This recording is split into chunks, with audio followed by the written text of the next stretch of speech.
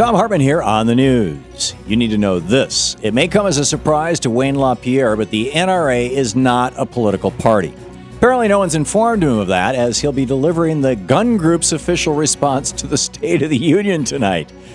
Talking Points Memo is reporting that LaPierre will respond to the president's Tuesday night speech from the annual convention of the National Wild Turkey Federation. News of LaPierre's speech was released in conjunction with an op-ed he published on the Daily Caller. The op-ed, which the Think Progress blog called a bizarre paranoid screed, outlines some strange, unlikely reasons why LaPierre thinks every American should own a gun. The fear-mongering gun advocate listed reasons ranging from violent Latino gangs to the end of police protection to the complete collapse of civilization. Apparently, Wayne LaPierre is very afraid, and he wants you to be too. In his column, he wrote, "Hurricanes, tornadoes, riots, terrorists, gangs, lone criminals. These are the perils we're sure to face. Not just maybe. It's not paranoia to buy a gun, it's survival." Thankfully, the NRA has lost the power it once had, and voters are now less inclined to support a candidate because they're backed by that organization. In his address Tuesday night, Obama said gun violence victims deserve a vote. Wayne LaPierre and the NRA deserve to fade into obscurity where they belong. In screwed news, leaders in the Republican Party are speaking out against paying workers a living wage. 2 days ago, President Obama called for increasing the federal minimum wage to $9 an hour, but at least two GOP top leaders, Representative Paul Ryan and Senator Marco Rubio, have spoken out against Obama's proposal. According to Paul Ryan, the pay increase wouldn't actually help people. He said, "I think it's actually counterproductive in many ways. You end up costing jobs and people who are at the bottom rung of the economic ladder." And Marco Rubio echoed those thoughts, saying, "The question is a minimum wage the best way to do it? And history has said the answer is absolutely not. In fact, the impact of minimum wage usually is that businesses hire fewer people." End of quote.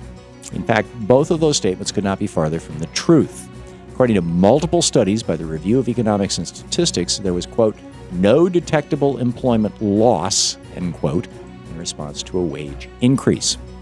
And in another study, economists David Card and Andrew Kruger found that increasing the minimum wage actually strengthened job creation. As Obama said Tuesday night, in the wealthiest nation on earth, it's unacceptable that anyone who works full-time should live in poverty. If Republicans want to keep the minimum wage level below poverty levels, perhaps they should try living on it for a while. In the best of the rest of the news, the fight to keep toxic tar sands oil from being pumped through our nation just got some much-needed attention. After President Obama failed to mention the Keystone XL pipeline during his State of the Union address, a group of environmental activists gathered outside the White House to protest. During the protest, some of the activists tied themselves to the fence, while others refused to follow police orders to vacate the sidewalk. As a result, 48 activists were arrested, including environmental activist Bill McKibben, environmental attorney Robert F. Kennedy Jr., and actress and activist Daryl Hannah.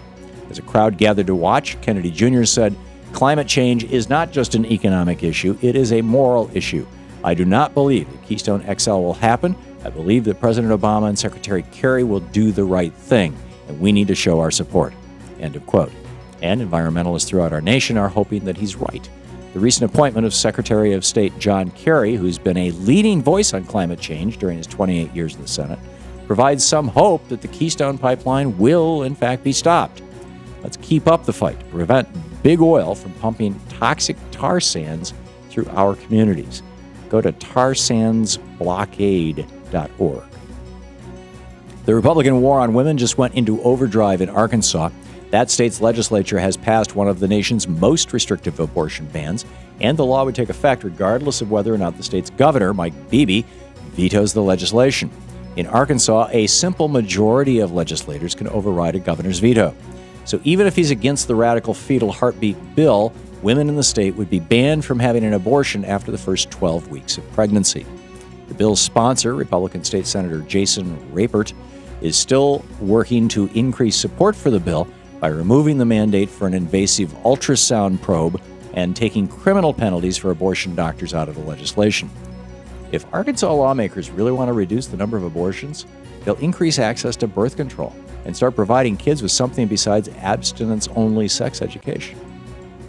And finally, Georgia Representative Paul Brown really wants you to forget about his record. As the Tea Party Republican prepares to run for Saxby-Chambliss' Senate seat, he's trying to convince voters that he's a reach-across-the-aisle, bipartisan kind of guy. This is the same Paul Brown who wanted to abolish the Departments of Energy and Education. He's also referred to evolution as lies straight from the pit of hell. And as the Think Progress blog points out, Paul Brown bragged to supporters about being the first member of Congress to call Obama a socialist who embraces Marxist-Leninist policies and accused the president of upholding the Soviet Constitution. Doesn't that just scream bipartisan? I guess Representative Brown's idea of bipartisan is bringing together the far right and the crazy far right. And that's the way it is today, Thursday, February 14th, 2013. I'm Thom Hartmann on the news.